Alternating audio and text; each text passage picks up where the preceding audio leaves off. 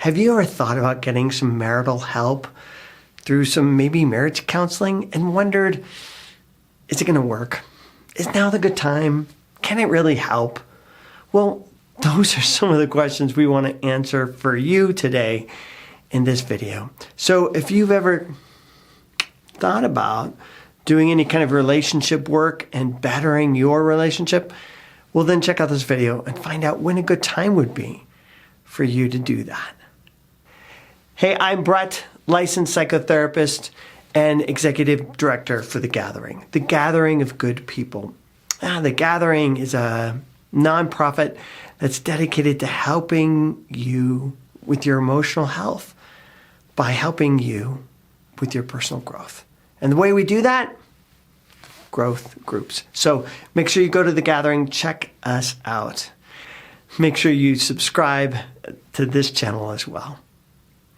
Like I said in the very beginning, today we're going to talk specifically about some advice around marriage counseling, couples counseling, relationship counseling, that kind of stuff, to really see if that's going to help you, if that's going to make a difference, if that's really something that you need. My short answer is this. If you're asking, it's probably a good time. It's probably a good time in a good situation. And the reason I say that is because I look at couples counseling, relationship counseling, getting some support in your relationship in any way, shape, or form, more as a source, a resource of education and affirmation and uplifting, building kind of thing than problematic.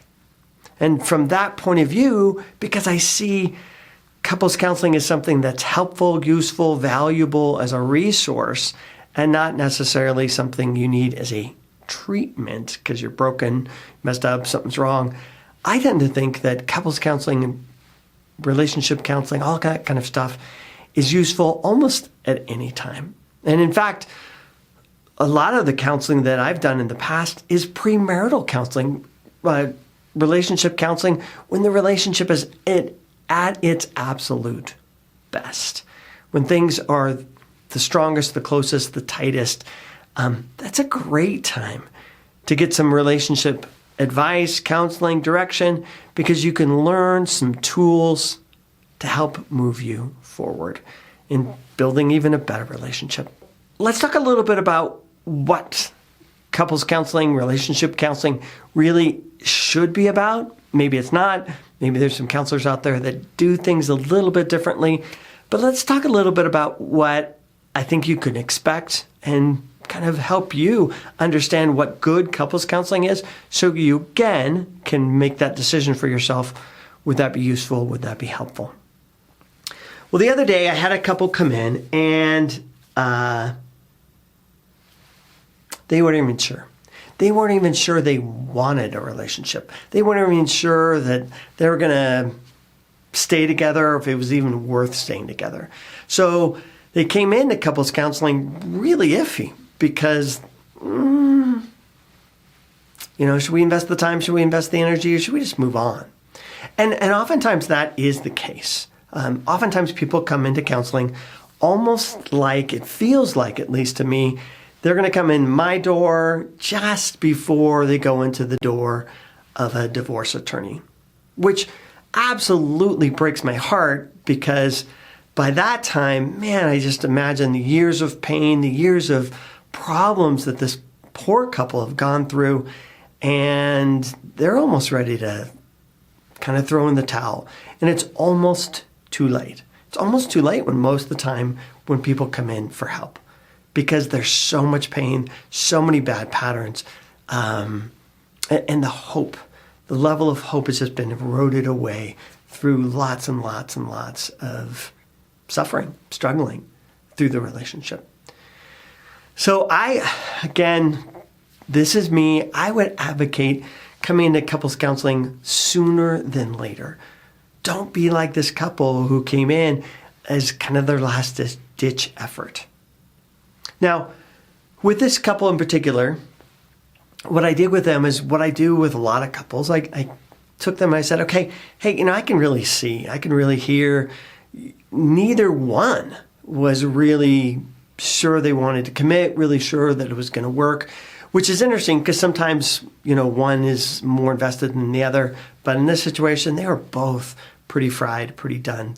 And they'd been separated probably 4 or 5 months, and we're separated even now. And so, just even the prospect of coming back together wasn't really clear.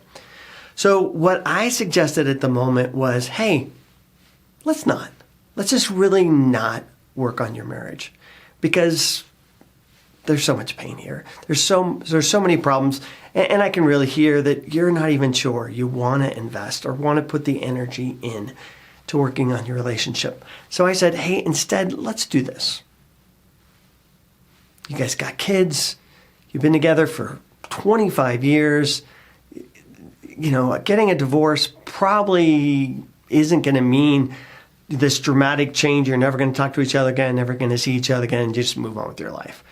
Probably most likely, because of the entanglements that you guys have with your lives, you're going to have to interact. You're going to have some kind of relationship going forward.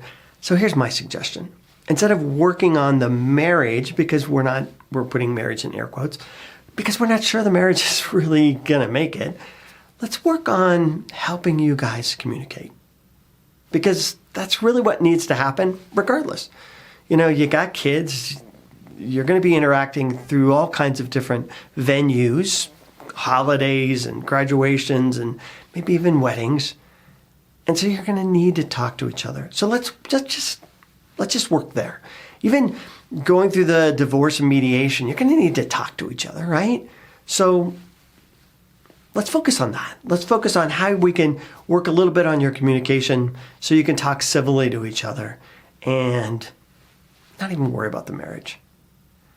Now, the reason I took that tact is really 2 reasons. One, I wasn't sure I had buy-in. I wasn't sure this couple really wanted to go forward. Either one of them, both of them were really hesitant. And so instead of me bumping up against their resistance and me trying to kind of sell them, come on, we can do this. This will be great. You guys are going to be fine, which just would have been like, to me, swimming upstream. I went with the current. I went with where they were at. And so I took couples counseling really off the table. And instead, I did something. The second thing I was really focusing on was, hey, let's just work on skills. Let's work on skill training. Let's not work on trying to get you guys to fall in love, because I don't even know if you even like each other right now. Now, that approach turned out to be a good one, because within probably, I think it was like 4 sessions, this couple was like connecting, talking, interacting, dating. I think within 4 sessions, he was already back, moved into the house. They were already back together as a couple. And so that's a great illustration of what I think couples counseling really should be in general. I think couples counseling really should be educational. It's kind of like the difference between seeing a doctor and seeing a professional trainer or going to school, getting an education. Typically when I see my doctor, except for my annual physical, thing like that, typically we see a doctor when something's wrong. When I'm feeling sick, I'm feeling unhealthy, I feel like there's a problem, and I need some medication, I need some kind of treatment that's going to help me get better. And that's typically how people see and view couples counseling, relationship counseling, marriage counseling. And I think it's a bad approach. I think it's not a useful approach, because I don't think you're sick. I don't think you're broken. And I don't even like the idea of you seeing yourself as unhealthy, because it just propagates this whole mentality of sickness, illness, unhappiness. But I like the idea of a personal trainer. I like the idea of a coach. I like the idea of going to school. I don't have to be broken to go to school. I don't have to be stupid or dumb or retarded or somehow. to go to school. That's not what school's about. Going to school isn't an acknowledgement that there's some kind of void or deficiency, which is unfortunately the way typically people see marriage counseling. But it shouldn't be that way. Because that's not the truth of it.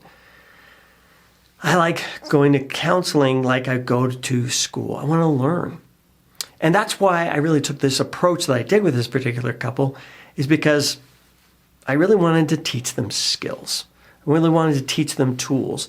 And kind of to be honest with you and me, just between the two of us, I would have done this same approach regardless of what the couple's story was.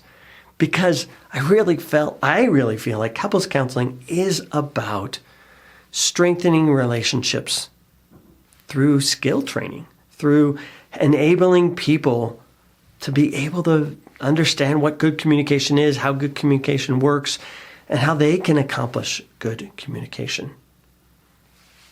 Also, I think second part of that for me in couples is teaching couples about love. Teaching couples about what is love and how to create love and fall in love again. And that's another whole skill set that we work on.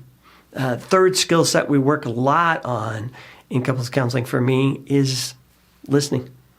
Because I think that's really ultimately what couples need the most. A lot of times couples come into couples counseling and what they're looking for is not what they need. What they're looking for is a mediator. What they're looking for is some kind of judge or advocate that's going to come in and kind of weigh the evidence. This person shares their story, this person shares their story, and then therapist kind of acts as the arbitrator. Yeah, well, I think your wife is right. Now, I would say that anyway because it's always a good policy. Wife's always right. But it's not really useful. And I don't think it really changes anything. Think that through for me for 1 second. You know, if I say to somebody, hey, you guys are having some parenting issues, you guys are disagreeing on parenting. Well, I really think in this particular situation, your wife is right. I think, what she's suggesting about parenting is the right way to go. We should probably do that. We'll just think that through. A couple things are happening. One, I just pissed off the husband because I didn't side on his side. I didn't take his side. So now I've just alienated myself as a therapist from the husband. And what did I really do? How did I really help this couple? How did I help them to problem solve? What's going to happen next time when there's an issue with the kids or an issue with in-laws or an issue with money or an issue with anything? What's going to happen next time? Well, at the very best, they're going to have to come into therapy again and let the judge advocate, the therapist, step in and, I think you're right. And the likelihood of the husband wanting to do that next time is probably even nil at this point because he got voted down last time. So even in the best case scenario, that's fraught with problems. But what if I taught them how to communicate? Remember that old story about you can give a starving man a fish or you can teach him how to fish? Well, what if I taught them how to communicate? What if I taught this couple how to negotiate their parenting issues? So it wasn't good guy, bad guy. It wasn't right or wrong. It wasn't this tension or adversarial relationship. Well, then now in the future, when something comes up again, could be kids again, could be money, could be in-laws, could be all kinds of things. Now they have tools to be able to interact with each other and communicate. And maybe, I think best case scenario, maybe next time, they don't even need to come in. They don't even need to come in and see me as the counselor because I don't need to moderate or intervene in some way because they learn the tools on how to do it themselves. So ultimately, I think that is the way we should conceptualize couples counseling. And if you're seeing a couples counselor or have seen a couples counselor and they're not working on that, they're not, one, teaching you skills and really using it as a helpful tool, or two, they're acting kind of as the mediator, judge, and They're the ones telling you what's right or wrong. It's probably not good couples counseling. It's probably not the couples counseling that I would recommend for you. So keep that in your mind as well. I think we'll make some more videos on couples counseling, relationship advice, things like that, to help you kind of think about finding a good counselor if you need one. What do you look for? What kind of things do you need to see? What kind of things do you need to maybe ask about or talk about with a good couples counselor? So we'll do some more videos like that coming up. Hey, thanks so much. Subscribe. This is where you're going to get all kinds of great advice about anxiety, depression, advice about your relationships as well.